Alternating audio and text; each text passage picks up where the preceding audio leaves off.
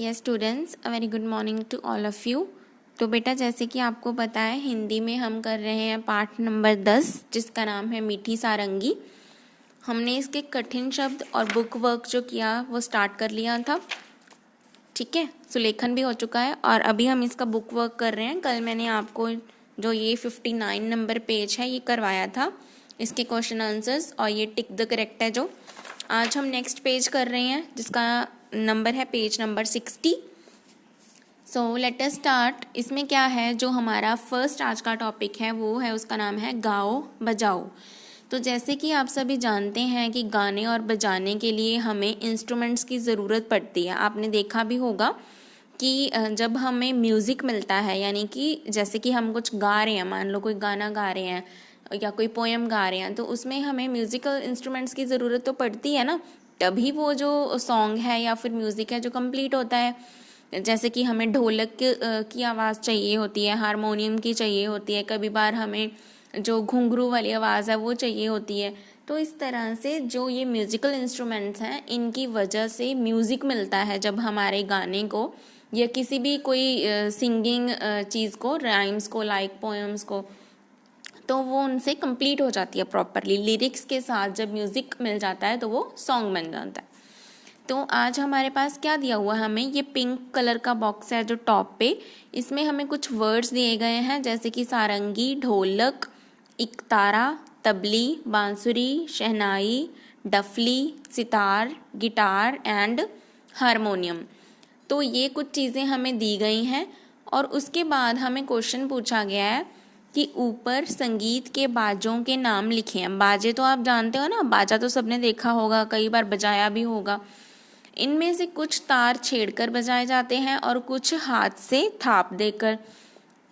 तार क्या होती है, जैसे म्यूजिकल इंस्ट्रूमेंट्स में वायर्स लगी होती हैं, तो उन वायर्स को मूव करते हैं। जब हम उन तारों को हिलाते हैं, अपनी फिंगर्स से मूव करते हैं, तो उनमें अलग अलग तरह की धुनियाँ यानी कि साउंड्स आती हैं, है ना।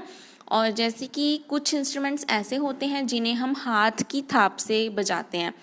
थाप यानी कि जैसे आपने सभी ने तबला देखा होगा, तबले को बजाते हुए देखा होगा, तो वो दोनों हाथों से थाप देकर उसे बजाते हैं। ऐसे ही छोटी वाली ढोलकी जो होती है उसे भी हाथ की थाप से बजा सकते हैं। और ऐसे काफ़ी इंस्ट्रूमेंट्स होते हैं जिन्हें हम हाथ से बजाते हैं, यानी कि थाप देके। तो हमने इन जो ये पिंक कलर का बॉक्स है, इनमें से जो वर्ड्स दिए गए हैं उनमें से हमने देख के बताना है कि कौन तार वाले हैं, कौन थाप वाले हैं और कौन अन्य। अन्य मैंने जो कुछ भी नहीं है, तार थाप वो किसी और चीज़ से बजाए जाते हैं, तो वो इस कैटेगरी में आएंगे। तो सबसे पहले तार वाले में हम लिख रहे हैं सारंगी। जैसे कि इस चैप्टर में आपने पढ़ा है, आपने सारंगी देखी भी है कि सारंगी में क्या लगी होती हैं, तारें, वायर्स होती हैं। तो तार वाले में कौन आ जाएगा, सारंगी। इसी तरह से सितार, सितार भी एक गिटार की तरह होता है, लेकिन उसे बैठ के बजाते हैं, बड़ा सा होता है, उसमें भी तारें लगी होती हैं, वायर्स लगी होती हैं, उसकी वजह से ही उसकी साउंड्स आती हैं। इकतारा, इकतारा में भी तारें होती हैं। अगर किसी ने इन्हें नहीं देखा है तो आप इंटरनेट से इनकी फ़ोटोज़ जो हैं वो देख सकते हैं, गूगल से, ओके। क्योंकि ज़रूरी नहीं है कि सभी इंस्ट्रूमेंट्स हमने देखे ही हों, हमने सिर्फ कॉमन वाले जो हम देखते हैं डेली लाइफ में, जैसे कि ढोलक है, सितार है, हारमोनियम है, ये तो आप सभी ने देखे होंगे अपने स्कूल में भी, जो मॉर्निंग असेंबली होती है उसमें भी ये होते हैं।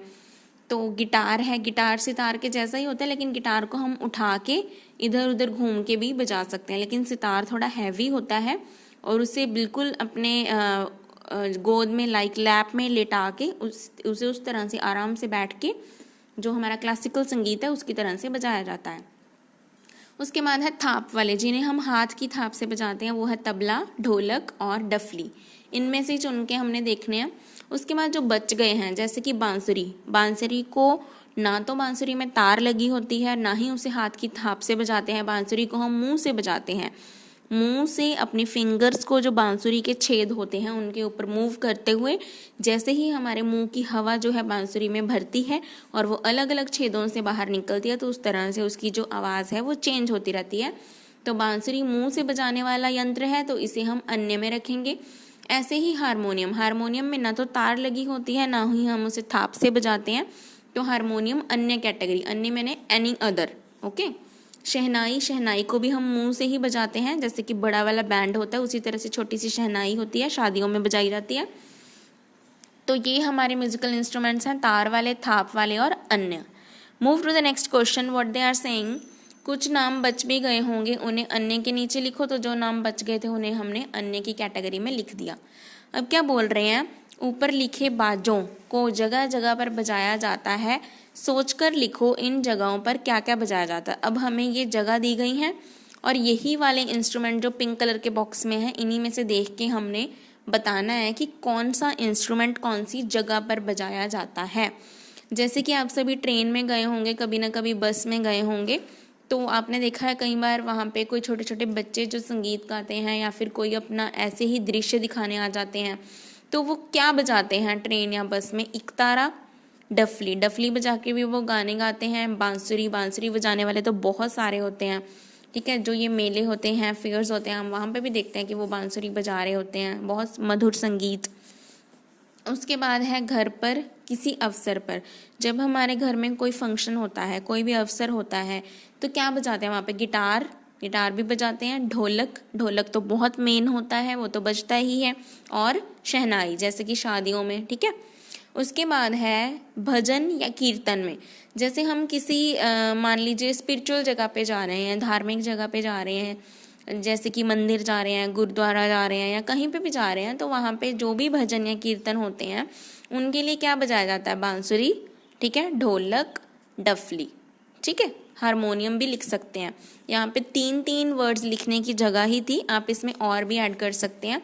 जैसे कि जो ये भजन कीर्तन है उसमें मेन तो हारमोनियम होता ही है, तो हारमोनियम यहाँ पे लिख सकते हो आप। ठीक है, बांसुरी को छोड़ भी सकते हो।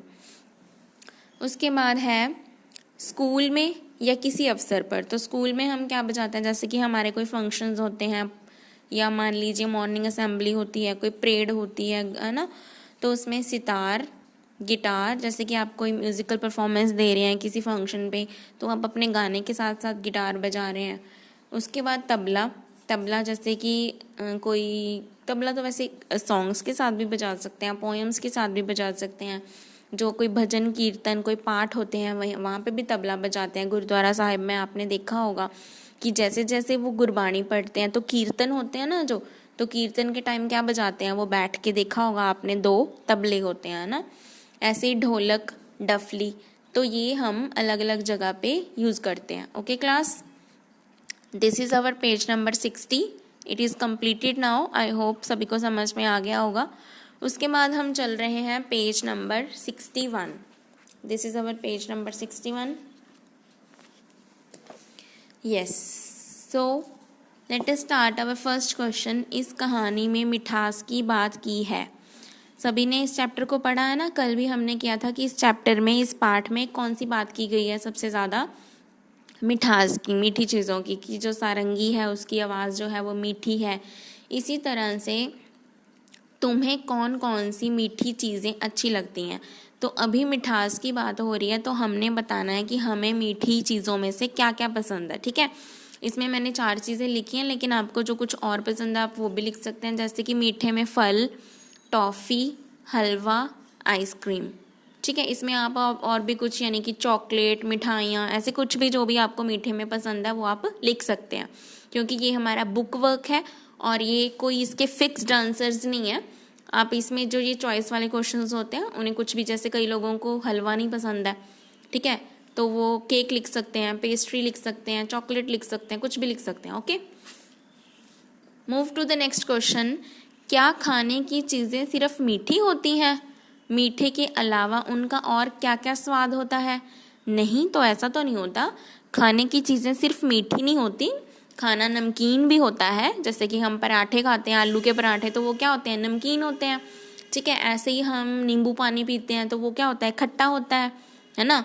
और मिठाइयाँ मीठी होती हैं। ऐसे ही हम दवाई खाते हैं, जब हम बीमार होते हैं तो हम मेडिसिन्स लेते हैं, टैबलेट्स खाते हैं, तो वो क्या होती हैं, क्या होती हैं, वो कड़वी होती हैं। सबको दवाई क्या लगती है, कड़वी लगती है। तो इसी तरह से खाने के कौन कौन से स्वाद होते हैं, मीठा, खट्टा, नमकीन और कड़वा। ठीक है, तो हम यहाँ पे लिखेंगे मीठे के अलावा उनका क्या क्या स्वाद होता है, खट्टा, नमकीन और कड़वा। उसके बाद है अब नीचे लिखी खाने पीने की चीज़ों को स्वाद के हिसाब से लगाओ। अब स्वाद के हिसाब से हम कैसे लगाएंगे, हमारी जीभ के कितने स्वाद होते हैं, जैसे कि हमने पढ़ा खट्टा, मीठा, नमकीन, कड़वा। तो हम एक कैटेगरी खट्टे की बना लेंगे, एक नमकीन की बना लेंगे, या कड़वे की बोलो, या फिर एक मीठे की। वो आप किसी भी तरह से अरेंज कर सकते हैं। जैसे कि आम, कच्चे आम की अगर हम बात करें, पका हुआ भी थोड़ा थोड़ा खट्टा होता है वैसे तो, लेकिन कच्चे आम ज़्यादा खट्टे होते हैं। नींबू, आंवला, जलजीरा, तो ये सारी चीज़ें इनमें से चुनना है ना एक्चुअली हमें। ये हमें दिया गया है येलो कलर का बॉक्स, इसी में से चुन के हमने उनको अलग अलग स्वाद के हिसाब से लगाना है कि मीठी चीज़ें एक तरफ, खट्टी एक तरफ, नमकीन एक तरफ, ठीक है। तो ये सारी खट्टी चीज़ें मैंने एक साइड लिख ली हैं। उसके बाद मिर्च का अचार, अदरक, करेला, नमक, तो ये थोड़ी सी चीज़ें क्या लगती हैं हमें, कड़वी लगती हैं। जैसे कि अदरक हम कच्चा नहीं खा सकते, थोड़ा थोड़ा हमें मिर्ची भी लगती है और कड़वा भी लगता है। करेला तो इतना कड़वा होता है कि उसकी तो सब्ज़ी भी थोड़ी बच्चों को कड़वी लगती है, तो उसे कच्चा खाना तो पॉसिबल ही नहीं है। ऐसे ही नमक, अकेला नमक भी नहीं खा सकते हम, ठीक है, वो भी हमें कड़वा लगता है अगर अकेला नमक। अ पिंच ऑफ सॉल्ट, अगर आप एक चुटकी भर नमक लो, उसे अपने मुंह में डालो, तो वो भी आपको क्या लगेगा, कड़वा लगेगा। मिर्च का अचार, ये भी क्या होता है, समटाइम्स बच्चों को ज़्यादा नमकीन लगता है या फिर ज़्यादा कड़वा लगता है ना। उसी तरह चीनी मीठी होती है, शहद भी मीठा होता है, और दूध किसी बच्चे को कड़वा नहीं लगता। दूध चाहे हम बिना शक्कर के पिएं, बिना चीनी के, या फिर हम उसमें चीनी डाल के पिएं, तो वो हमें हमेशा मीठा ही लगता है। ओके, तो इसकी एक अलग से कैटेगरी आ जाएगी। उसके बाद तुम इस तालिका में कुछ नाम अपने मन से भी जोड़ सकते हो। अब उन्होंने क्या बोला है, ये जो सीरीज़ हमें दे रखी थी, मैंने इनमें से ही जो वर्ड्स हैं उनको चुन के ऐसे कैटेगरीज में लिखा है, लेकिन दे आर सेइंग, वो बोल रहे हैं कि इस तालिका यानी कि इस सीरीज़ में आप कुछ नाम अपनी तरफ से भी जोड़ सकते हैं। जैसे कि आपको मान लो खट्टी चीज़ों में कुछ और याद आ रहा है, जैसे कि आपको संतरा याद आ रहा है जिसे हम ऑरेंज बोलते हैं, या कुछ भी और, तो आप इसमें जोड़ सकते हैं। मीठी चीज़ों में आप मिठाई भी डाल सकते हैं ना। उसके बाद है नीचे लिखे शब्दों को बोलकर देखो। अब ये हमें 4 शब्द दिए हुए हैं, इन्हें बोलिए। जब आप इन्हें बोलेंगे तो आपको पता चलेगा कि किसमें जो न की आवाज़ है वो पूरी आती है। जैसे कि मैं बोलूँ चंदन, तो चंदन, चन में क्या हुआ, चंदन में क्या हुआ, न की आवाज़ हमें ज़्यादा आ रही है। लेकिन कुछ वर्ड्स जब हम बोलेंगे तो उसमें सिर्फ अंग वाली जो अह वाली बिंदी है ना, इसे अह वाली बिंदी बोलते हैं और इसे चांद बिंदु बोलते हैं। यानी कि चंद्र बिंदु और अह वाली बिंदी है जो बिंदा जिसे हम बोलते हैं, तो जिसमें कम आवाज़ आएगी न की। मतलब कि जैसे कि मैं बोलूँ आपको, तो इन्हें आप जब बोलेंगे ना आपको खुद से पता चल जाएगा। जैसे कि बांसुरी, तो इसमें आ यानी कि न की आवाज़ कम आ रही है, और इसमें बंसी तो न की आवाज़ ज़्यादा आ रही है। हंस, और ये भी हंस है एक तरह, एक ये वाला है हंस, जिसे हम बोलते हैं ना हंसना, हंसते क्यों हो, तो उसमें ये वाला आता है, और हंस में ये वाली बिंदी आती है। तो उसी के अकॉर्डिंग जो नीचे वर्ड्स दिए गए हैं, इसमें आपने चंद्र बिंदु और सिंपल वाला जो बिंदु है वो लगाना है। चांद में चंद्र बिंदु आता है, चंदन में बिंदी आती है, मंगलवार में आपने काफ़ी बार लिखा होगा, इसमें बिंदी आती है, मांगना में चांद, इसमें बिंदी। तो ये सारे वर्ड्स में आपने पढ़ के खुद से सोच के क्या लगाना, चंद्र बिंदु और सिंपल वाली बिंदी। तो यहीं पे पेज नंबर 61 ये हमारा जो चैप्टर है आज का यहाँ पे ख़त्म हो गया है। तो आज का हमारा काम है page number 60 and page number 61। इसमें बहुत जगह है, आज आपको नोटबुक में काम करने की ज़रूरत नहीं है, आप आराम से पेंसिल से सुंदर सुंदर काम बुक में ही भर सकते हैं, ऐसे जैसे कि मैंने आपको फिल करके दिखाया है, ये देखिए। So no need to write in your notebooks, आप अच्छे से इसे बुक में ही भर सकते हैं, इसकी प्रॉपर जगह हमें दी गई है। तो complete your work in your text book class, no need to write in your notebooks. Okay, thank you, have a nice day to all of you.